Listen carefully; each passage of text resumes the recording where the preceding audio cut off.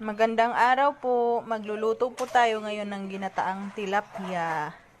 Ang ingredients po natin, syempre tilapia, sibuyas, gata, luya, bawang, sili, suka, at shrimp cubes pampalasa, tsaka yan, magic sarap, tsaka pichay, ukra, pang toppings later.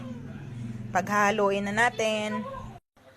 Nilagay ko na pala yung bawang, sibuyas, sili, at luya. Nilagay ko na pala yung tilapia. Para pag kumulo yan, patuyuan ko muna na yan ng suka bago ko ilagay yung gata. Tapos i-toppings na lang later yung pichay.